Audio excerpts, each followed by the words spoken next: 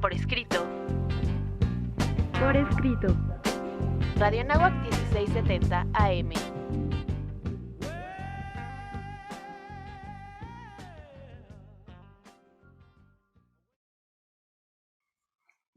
Bienvenidos a un programa más de Por Escrito. Estamos en Radio Anáhuac 1670 de AM. El día de hoy nos acompaña... Me da muchísimo gusto darles la bienvenida. Mi nombre es Cecilia Durán Mena.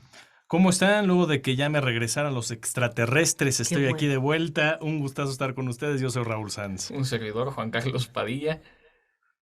En nuestras redes sociales, Raúl. Se me quedó ahí un poco en pausa, mi querido Juan Carlos, pero por supuesto, como siempre, los invitamos a que nos sigan a través de todas las redes sociales. Encuéntrenos en Facebook, Revista Por Escrito, Twitter, @Por Escrito, hágalo también en Instagram, @Revista Por Escrito. Escúchenos en Spotify, síganos en nuestros canales de YouTube, en las plataformas o multiplataformas en las que nos encontramos. Y desde luego, las dos invitaciones de siempre a que nos escuchen en el 1670 de AM Radio Anáhuac y recordarles que todos los miércoles en punto de las 9 de la noche salimos con una nueva emisión a través de Código Libre. Síganos, por favor. Es que me quedé pensando que regresaron a Raúl porque ya empiezan, como se anticipa, ciertas festividades y dijeron, bueno, vamos a dejarlo libre, luego venimos por él. ¿Regresará? ¿Quién sabe? Vamos a nuestros pretextos literarios. Pretextos literarios. Ya en nuestros pretextos literarios, mi querida Ceci, voy a lanzar la pregunta.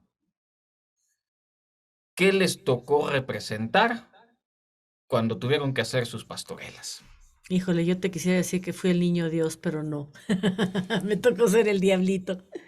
A mí se me hace que estaba bastante atinado eso. Yo también. Fíjate, mi querido Juan Carlos, ya hicimos programas de brujas y le tocó el aquelarre. Ahora el diablo. Es como que tu mes, mi querida Ceci. ¿Qué está pasando? Es mi cumpleaños, ¿cómo ves?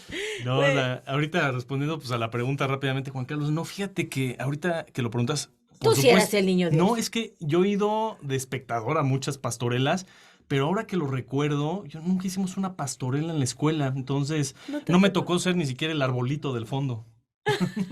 No, bueno, a mí me ha tocado representar a San José, pastor, diablo, no solo en la escuela, también en la familia. Y es que es un tema pues muy común en la familia mexicana y bueno, ahorita nos estamos acercando a las fechas y por eso el pretexto literario del día de hoy, mi querida Ceci, es... Precisamente son las pastorelas y las posadas y elegimos este tema porque también hay una cuestión que es muy importante, que es el rescate de las pastorelas y de las posadas, que son tradiciones muy, muy arraigadas en nuestros ritmos, en nuestras costumbres, en las temporadas navideñas, que de repente podrían perderse, están todavía muy presentes en los pueblos, sobre todo, pero en las grandes metrópolis como que parece que se están perdiendo.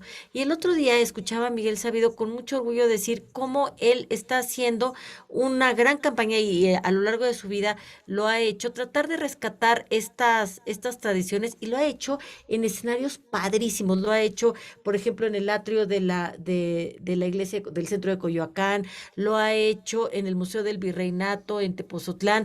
Entonces de eso vamos a hablar el día de hoy, mi querido Juan Carlos. Te escuchaba, Ceci, y causa un poco de gracia, ¿no? Cómo se está perdiendo lentamente esta gran tradición en la metrópoli mexicana, pero resulta gracioso que en Nueva York, por ejemplo, representan cada año las pastorelas mexicanas. Así es. Lo hacen también en Tokio, ¿no? Un país que uno dice, pues no tiene nada que ver con nuestra cultura y sin embargo también está presente. Entonces, ¿por qué no rescatarlo y hacerlo lo nuestro, más nuestro que nunca, ¿no? Y es un tema interesante. Se nos adelantó ligeramente, pero bueno, ya estamos así con la mira puesta en las fechas decembrinas, sin lugar a dudas, en las posadas, en Navidad, por supuesto. Pero aquí lo interesante es que el tema que tenemos el día de hoy está fuertemente arraigado y vinculado con la literatura, porque por un lado ya hemos platicado en otros programas de la importancia del conocimiento y de estas mismas tradiciones a partir de la expresión oral, ¿no? De generación en generación, y las pastorelas tienen mucho que ver también con eso, pero está precisamente el legado en los textos, sobre todo desde la llegada de la época colonial, lo que luego más adelante también le vamos a conocer como el virreinato, puesto que hay un elemento muy interesante en el entretenimiento, que son el teatro misionero, cuyo objetivo era evangelizar por parte de los frailes, evangelizar a los indígenas. Y uno de los recursos, dentro de muchas cosas, por ejemplo, estaban también los autos sacramentales, uno de ellos muy importante fue las pastorelas. A partir de este elemento muy cristiano, hay que decirlo, empezaron a evangelizar. Entonces, es parte de nuestras tradiciones, pero también es muy importante dentro de nuestra historia. Esta cuestión que menciona Raúl de transmitir de generación en generación se conoce como endoculturación. Y quizá nos estamos adelantando porque como somos profesores y este ha sido un semestre híbrido, creo que ya estamos con la urgencia de llegar a las vacaciones y por eso estamos en ello. Y lo que menciona de la evangelización, Raúl, es que en efecto hay no solo es la tradición, no solo es la búsqueda original de dar a conocer, sino que se vuelve también un elemento pedagógico. Para mí es bastante claro, ya se ve que Raúl está muy alejado de estas tradiciones, pero para uno que las tiene arraigadas hasta decir basta, donde cada Navidad se representa y ahora te toca hacer un papel y luego, incluso ya no tan chicos, nosotros hacíamos la obra, no necesariamente una pastorela como tal, pero sí alguna que tuviera alguna enseñanza, algo que pudiéramos vivir en familia, es algo que está muy arraigado y es también educativo. Los niños aprenden de esta manera. Sin duda. Y el origen de la pastorela, que después se hizo como muy popular en México, es esta forma de representación musical también que tiene que ver con los ritmos pastoriles.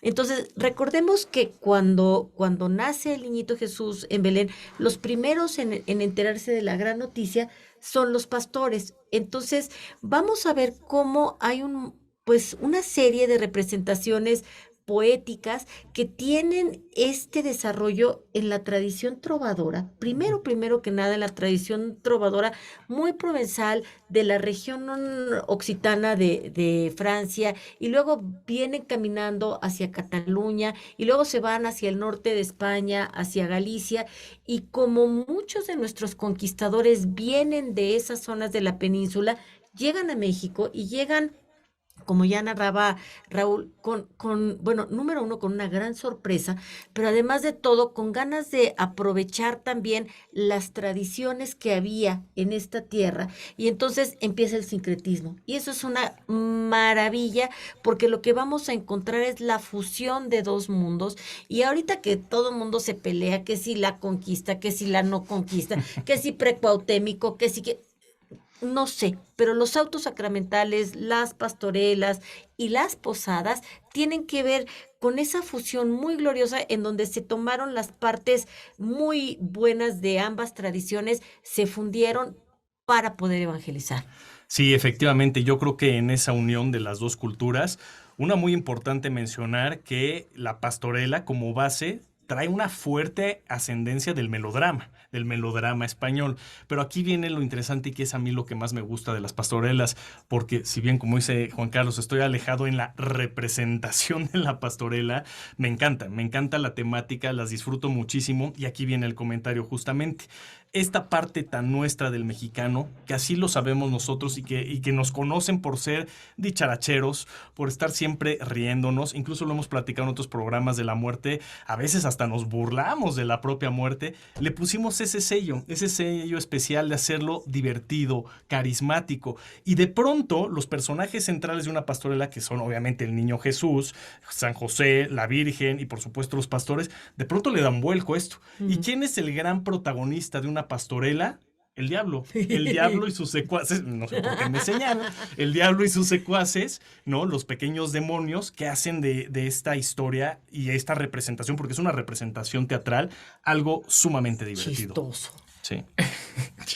Chistoso. Habla Ceci de sincretismo y es valioso que lo diga de esta manera, porque también podríamos llamarlo como un choque civilizatorio, y sí lo fue.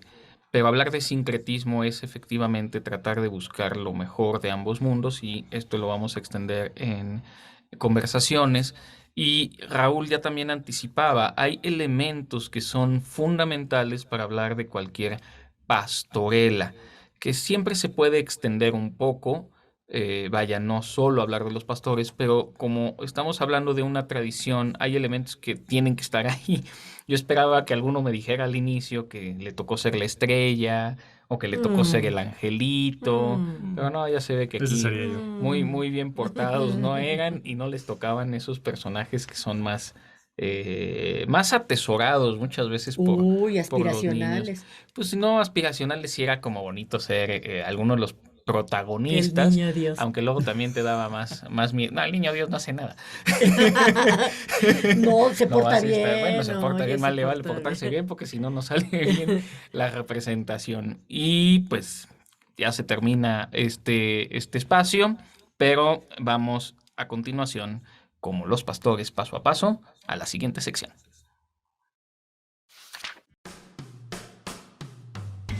Autor desconocido.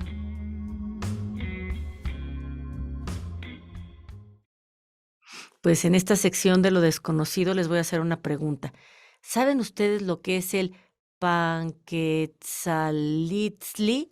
Ay, Dios santísimo. Bueno, pues esta palabra que parece más bien un trabalenguas es la celebración mexica que dio origen a las posadas. Ya hemos hablado de toda esta referencia a esta festividad que solían practicar los mexicas cuando ya entraban las fiestas decembrinas y que fue la que aprovecharon los frailes franciscanos para empezar a generar las posadas. Bueno, esta celebración, el Panquetzalistli, era en la que se conmemoraba el nacimiento del dios Huitzilopochtli, por eso venía también muy a cuento, muy apropiada. Bueno, Huitzilopochtli, como ya sabemos, es la deidad de la guerra y era el máximo referente en la mitología mexica. Entonces, era una tradición que se iba haciendo como por pasos. Les voy a platicar cuáles eran los pasos que después se fueron como fusionando y sincretizando con la pastorela. La primera etapa era el nacimiento de Huitzilopochtli. El día 21 de diciembre terminaba el recorrido del sol por la bóveda celeste para resurgir nuevamente en el solsticio de invierno, como un colibrí. Ya que él era un colibrí, simbolizaba la resurrección de las almas. Se dice que esto tenía lugar en Malinalco, en el Estado de México, donde se ubicaba un templo al que llamaban el Cualpuli, en donde solían inclinarse los guerreros águila. Esta fecha conmemoraba a todas las mujeres que habían muerto por parto y a los guerreros caídos en batalla, y a aquellos que estaban en ascenso con Huitzilopochtli, siendo el colibrí. Así también vemos lo que es la trascendencia de las almas, ya sea tanto en el ámbito de la espiritualidad como en el de la memoria. La segunda etapa era la peregrinación desde la Gran Casa del Sol. Durante el primer día de la festividad se solía realizar una carrera encabezada por un corredor que traía consigo esta figurita que representaba a Huitzilopochtli, hecha de tzaoli, un compuesto de amaranto, de maíz tostado y de miel. A su vez, al mismo tiempo que se cargaba la figura de este dios en los brazos, en la cabeza traía una bandera color azul, la cual identificaba la deidad. La carrera comenzaba cerca de la ubicación del Templo Mayor, que era la Gran Casa del Sol, y llegaba hasta las ubicaciones de Tacubaya y de Churubusco. Y a su vez, esta especie de carrera, peregrinación, era realizada por una agrupación enorme de personas quienes después de haber hecho ayuno corrían detrás del portador de la figurita, remitiéndonos al peregrinaje que solemos llevar a cabo en estas fiestas. La tercera etapa es la etapa en la que Huitzilopochtli y Tezcatlipoca empiezan a luchar. Es la lucha del bien y el mal. Esta lucha se conocía como la fiesta del Panquetzalitzli, muy cercana al solsticio de invierno, y no solo celebraba el nacimiento del dios Sol, sino también conmemoraba el destino del Nadir, es decir, de Tezcatlipoca. Quería decir y quería representar la victoria del Sol sobre la oscuridad, claramente remitiéndonos a este enfrentamiento entre la voluntad de Dios contra las fuerzas demoníacas. La cuarta etapa era el levantamiento de las banderas. Llegando el 15º mes del calendario náhuatl, se solía hacer una celebración donde los mexicas acostumbraban a colocar una especie de paños como banderitas de papel en todos los árboles y todas las plantas que tuvieran un fruto comestible. Habiendo hecho esto, sahumaban los árboles y al mismo tiempo se les ofrecían maíz, tortillas y pulque en señal de agradecimiento por las cosechas y por los frutos que pudieron consumir durante el año. Por último, llegaba el Netehualitztli, el sacramento de la gente. Durante el último día de la veintena, desde que amanecía hasta la puesta del sol en el poniente, todos los habitantes de la población debían de consumir al Huitzilopochtli hecho del saoli. Además, todos los habitantes de la población deberían de tener un pedacito, ya que nadie podía comer ni tomar nada de agua. Es decir, habían pasado todo un ayuno preparatorio para poder tener este pedacito. Este ritual era conocido como el secamiento de la gente y representaba la devoción del pueblo hacia la deidad, hacia su purificación, y claramente vemos el parecido con las prácticas católicas que hoy tienen que ver con el sacramento de la comunión.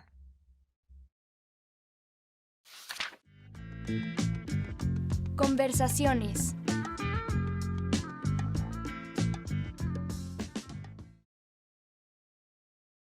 Llegamos a nuestras conversaciones, mi querida Ceci, y vamos a imaginar que ahí está la estrella de Belén y que nosotros fuéramos los pastores. ¿La seguimos, no la seguimos? ¿Qué hacemos? Vamos a tenerla que seguir definitivamente, aunque vendrán por ahí unos seres rojitos que nos van a decir que no vayamos por allá y nos van a empezar a proponer ciertas picardías para no ir. Es Ceci que y, está en fin. disfrazada de pastor. Sí, totalmente. Es que, bueno, además fíjate que el pastor está relacionado también con la figura del peregrino. La figura del peregrino es esta figura que siempre va buscando a Dios. Por eso fue por lo que encontraron a los pastores en primera instancia. Pero fíjate que yo quiero empezar por la pastorela de Catón. Catón, seguramente ustedes lo han leído en el periódico Reforma, de repente tiene algunas intervenciones en algunos programas de radio y de televisión. Su nombre real es Armando Fuentes Aguirre. Él es un hombre de Coahuila que ama mucho la tradición mexicana. Pues pícaro, y además también es muy, muy serio. Él escribió La Pastorela de Catón, en donde muestra a la misma usanza de las pastorelas tradicionales, una pastorela original con todas las características, o sea, sí usa la fórmula, sí usa la receta, pero le mete como cuestiones políticas, cuestiones sociales, de actualidad. Y entonces cuando tú vas a ver la pastorela, sí te vas a encontrar a lo mejor como telón de fondo a la Virgen María, a San José, al niño en el pesebre, que será el final de la pastorela, pero vas a encontrar a diablitos haciendo a lo mejor diabluras políticas o sociales y a los pastores diciéndole no es por ahí, pórtate bien, etcétera. Y la verdad es algo sumamente divertido, muy mexicano, de repente dicen picardías, albures, etcétera. Entonces es algo muy interesante de escuchar. Y que además, Y de ver. siguiendo aquí, parte del propio argumento de Catón es utilizar a personajes inmersos en los 7 pecados capitales. Exacto, ¿no? sí, perdón. Entonces, esa Ujú. parte lo hace muy, muy enriquecedor, que por cierto, pues aquí hablar de qué hacemos en las posadas también, y hablando de pastorelas, la famosa piñata, la piñata navideña, ¿no? Que justamente tiene los 7 picos en representación de los pecados capitales, y el objetivo es, nunca voy a sucumbir ante ellos, le pego, los destrozo, y precisamente jamás voy a sucumbir ante estos pecados capitales, ¿no? Es parte de la enseñanza, de la moraleja que puede Qué tener aquí divertido. la cristiandad, pero tan nuestro, ¿no? Es que es una vez más eso, lo hacemos divertido, ¿no? Divertido. No solamente es la parte teórica, vamos a romper la piñata y lo hacemos mucho más enriquecedor.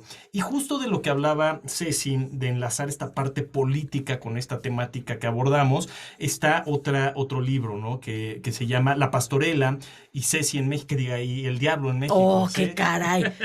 De Joel Romero Salinas, Y aquí lo interesante precisamente es eso, meternos un poquito lo que yo decía al principio de este programa de la historia, de la parte de la evangelización, que es el origen precisamente de la pastorela en nuestro país, ¿no? Pero ahí vamos dando esta evolución, va cambiando históricamente y hasta nuestros días, estoy hablando del siglo pasado, las épocas más recientes, relativamente hablando, lo interesante precisamente de la pastorela es cómo le damos una metamorfosis para hacer también una crítica social y No, sí. política. Y de pronto entonces nos topamos con que la misma representación, con la misma compañía, vamos a llamarlo así, de actores de una pastorela, no necesariamente el próximo año va a ser la misma puesta en escena, sino que puede cambiar porque a lo mejor hace 4 años, ¿no? La representación tenía que ver ahí con un presidente copetón. Y hoy podría haber pues, un presidente un poquito más viejito ahí que medio habla lento, ¿no? Entonces, esas representaciones de personajes políticos son retratados justamente aquí por Joel Romero Salinas, como aparte de la evangelización, llegamos al contexto actual de una pastorela en nuestro país. Es nuevamente retomar el tema de la sátira y utilizaste la palabra de la sincronía, El sincretismo. sincretismo. A ver, es que me quedé pensando cuando hablaban de las piñatas, que además los niños les gusta quedarse con uno de los picos, Ay, claro, picos para de la echar tus... lujuria. ¿Para qué los guardamos? Ahí metemos los dulces y Los nos quedamos dulces, con claro. ellos. A ver, me gustaría más que remitirme ahorita quizá a algún texto, es hablando de sincretismo. No solo es el de la evangelización entre los españoles y las culturas prehispánicas. Me voy a remitir nuevamente a los clásicos, porque resulta que el teatro y la pastorela es teatral, tiene una relación directa con, eh, con el rito religioso. El teatro surge entre los griegos en las fiestas dedicadas a Dionisio, las llamadas dionisíacas. Y en esas representaciones o en esas festividades se daban las representaciones teatrales. En la Edad Media, las representaciones teatrales, quienes las van a conservar son precisamente la iglesia. Y es que no deja de tener este elemento ritual el teatro. Entonces, esto además aglomera porque es la manera de enseñar historia, de enseñar a los personajes.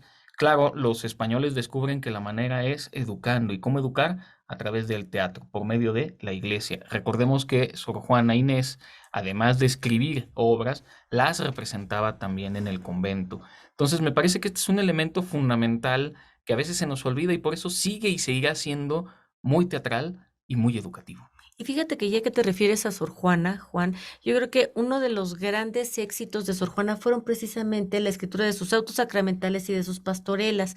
De hecho, cuando llegan los virreyes de Mendoza a México, ella es como el vínculo que existe entre el convento de las Jerónimas y lo que estaba sucediendo en lo que hoy conocemos como Palacio Nacional y en el Palacio del Virreinato. Entonces los invitan y ahí surge esta gran amistad que conste, no es nada más con la virreina, porque se ha tratado de decir muchas cosas que sucedieron entre Sor Juana y la virreina, no lo sé, pero también ella era muy amiga del virrey y todo surgió también por estos autos sacramentales, por estas representaciones de las posadas y dentro de la investigación que hizo Miguel Sabido, se dio cuenta también, ¿te acuerdas que alguna vez tú nos platicaste estos acertijos que les mandó Sor Juana a las monjas en el convento en Portugal? Bueno, pues también les mandaba autos sacramentales.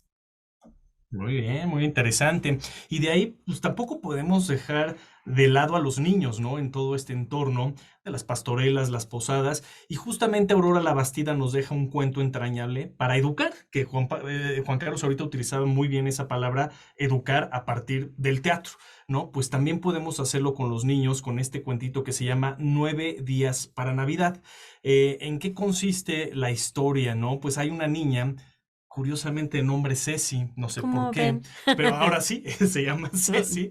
Y de lo que trata es la emoción, la alegría que denota esta niña porque le toca participar por primera vez en las posadas, ¿no? Y recordemos, las posadas tienen una duración, una prolongación de 9 días, justamente. Entonces, pues la niña va al mercado a comprar su piñata, a preparar todas las posadas. Y no solo esto, solo eso, este pequeño cuento que brinda esperanza, que brinda alegría, que es muy positivo, también está ilustrado por Mary Hollett, ¿no? Nos deja todo este episodio completamente ilustrado, y esto lo hace muy interesante porque el objetivo de este cuento es cómo podemos enseñar también a los niños. Esto me remite un poco a... Hay Biblias para niños, hay el Quijote de la Mancha para niños, ¿no? Hay muchos textos que pueden ser sumamente complejos, incluso para adultos. Entonces, imagínense para niños. ¿Cómo le haces para educarlos? Le cambias un poquito el contexto, le cambias un poquito el argumento y además le metes las ilustraciones. Entonces yo creo que este texto es un ejemplo ideal para transmitir la parte de las posadas tan nuestras, tan mexicanas a los niños, pero no solo eso, este texto se ha vuelto, ha roto las fronteras. Entonces ha llegado a otros niños del mundo para que sepan cómo los mexicanos festejamos estas grandes tradiciones. Raúl está hablando de los niños, pero él dice que disfruta también ver las pastorelas. Entonces también los adultos tenemos posibilidad de divertirnos y recrearnos. En el guión hay algo que yo no sabía. Yo sabía que las posadas empezaban el 16, pero yo no sabía, no había contado que eran 9 días y que además la representación es por cada uno de los meses que habría estado embarazada la Virgen María. Eso me pareció bastante, bastante interesante. Y ya digamos en el toque pícaro, hay por ahí una cerveza de Grupo Minerva que se llama Guadalupe Reyes. No Reyes Guadalupe, Guadalupe Reyes, y solo la sacan en esta temporada. Es muy buena cerveza, es una cerveza oscura. No vayan a tomar más de una porque son de esas botellas que son como de 650 mililitros más o menos. Muy correcto. Aquí la cuestión, ya un poco acompañando lo que decía de la parte litúrgica acompañada del teatro, está la parte del villancico. Y es que recordemos que en el teatro griego había el coro. Y el coro es la musicalidad que acompaña, incluso responde a la historia. Quizá es un sincretismo un poco forzado por mi parte, pero yo veo una relación entre el villancico y el coro del teatro griego, y todo, al final heredamos esta cultura, y en esta serie de sincretismos llegamos hasta el día de hoy. Y al inicio del programa decía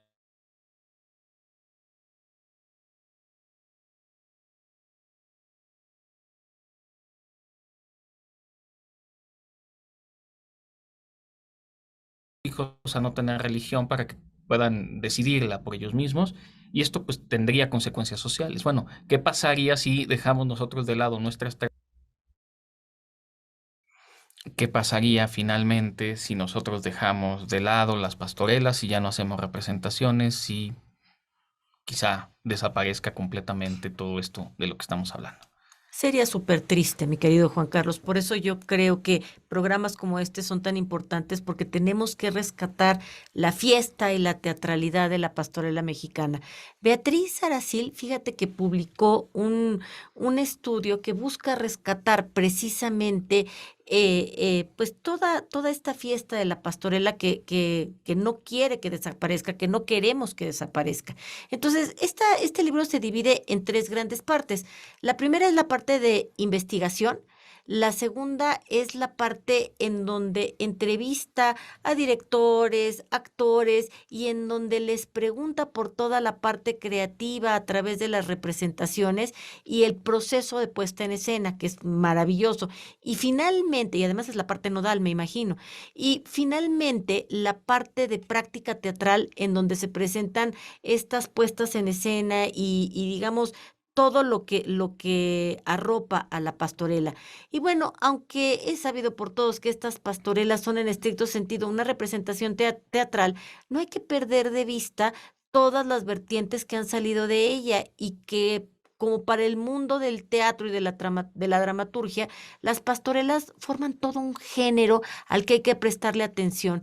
En esta obra de Beatriz Aracil, los autores se centran en discutir sobre estas características, sobre lo que significa la pastorela como una representación súper original, muy importante para la cultura mexicana, pero también para la cultura mundial, porque realmente lo que dice Raúl es cierto. ¿Cómo de repente aquí en México podemos dejar que caigan en el olvido eh, piezas maravillosas que son apreciadas en el extranjero? Sí, eso pasa bastante, ¿no? Dentro de la cultura, el arte, a veces increíblemente se nos olvidan esas partes. Pero bueno, retomando otra gran historia, y aquí hago primero un breve paréntesis. Nuestro vecino del norte, ¿no? Estados Unidos se caracteriza por ser el rey de las producciones en Navidad, ¿no? Ya llamémosle películas, llamémosle las canciones, así como tenemos acá los villancicos, bueno, allá sus canciones muy tradicionales, ¿no? Sus Christmas carols, por ejemplo, sus historias, por supuesto también adaptando a Dickens, ¿no? En otro aspecto para las películas. Pero vaya, ¿cuál es la temática al final? Siempre en todos estos contenidos norteamericanos que conocemos nosotros, es la esperanza, la alegría, la unión familiar, el perdón. Están todos esos elementos a partir de la convivencia, de juntarse todos nuevamente. México también tenemos lo nuestro en ese mismo aspecto. Algunas cosas quizá las hemos ido adaptando, ¿no? Es muy común que en México, pues al tener al vecino inmediato ahí arribita a los Estados Unidos, consumimos mucho, ¿no? De su propia cultura en varios aspectos. Pero nosotros tenemos la propia, y por eso yo creo que uno de los grandes clásicos literarios en nuestro país es Navidad en las montañas, ¿no? De Ignacio Manuel Altamirano, que justo habla un poquito de esta misma representación, ¿no? La historia de un capitán que participó en la Guerra de Reforma, de pronto pues empieza a vagar por una de las sierras mexicanas, se encuentra con un poblado, ¿no? Ahí está un cura español, y bueno, hay una convivencia nuevamente en lo entrañable de este personaje que empieza a relatarles esos buenos recuerdos de su infancia cuando se reunía a las cenas navideñas con su familia, las posadas, las piñatas, es esta convivencia, y entonces al final, ¿qué podemos concluir de esta historia?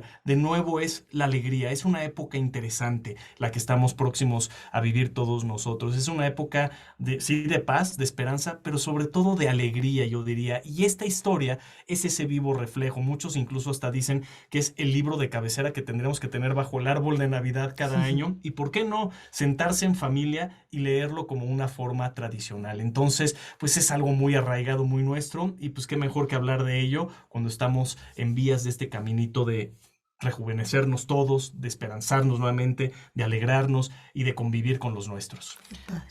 Además, Navidad en las montañas se da en un contexto muy interesante que es finalmente las leyes de reforma, donde está esta separación iglesia-estado, que se encuentra en la sierra un cura español.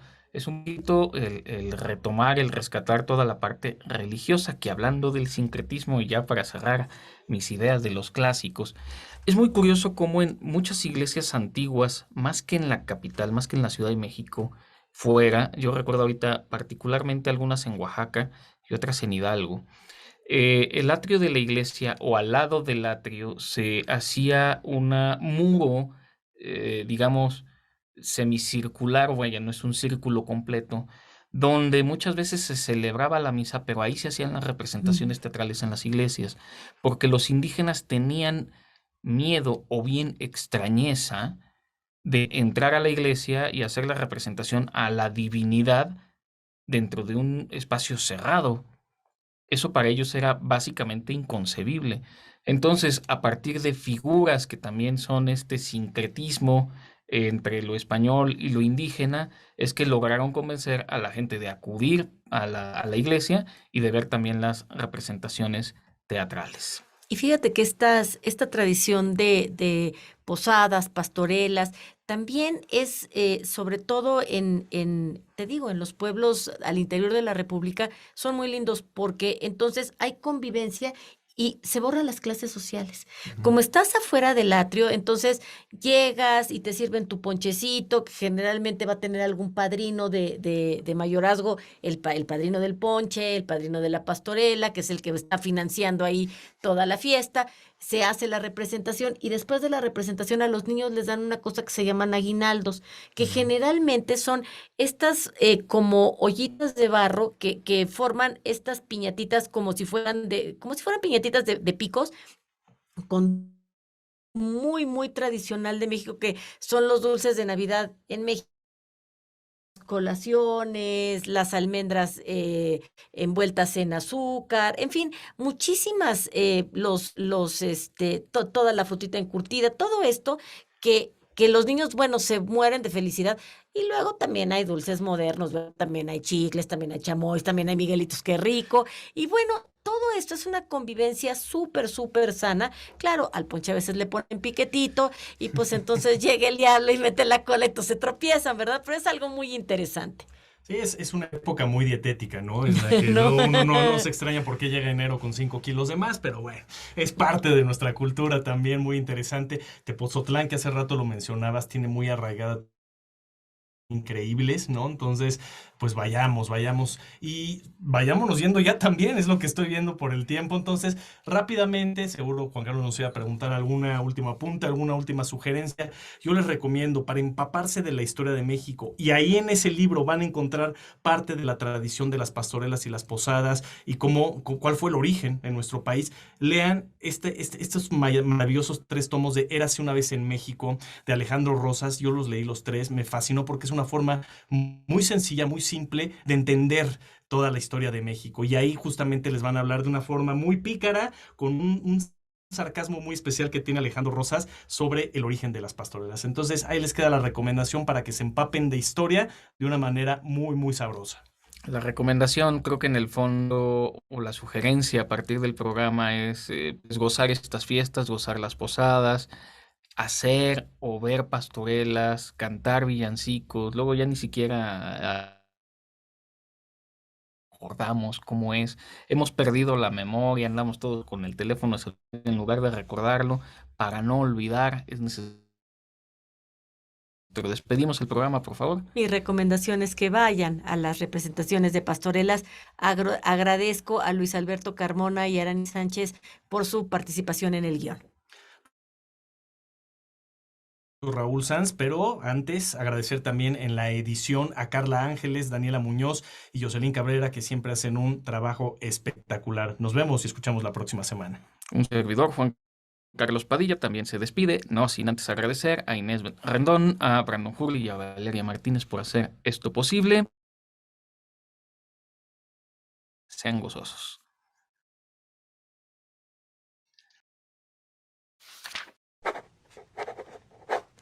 Ultimátum. Moved el paso a una dicha, no por gozar del regalo que lleváis con vos, señora, caminéis tan paso a paso. Obligada con el ruego, da nueva envidia a los prados, y derretida la nieve, la rinden sus alabastros. De carámbanos el día viste. Juan Gutiérrez de Padilla.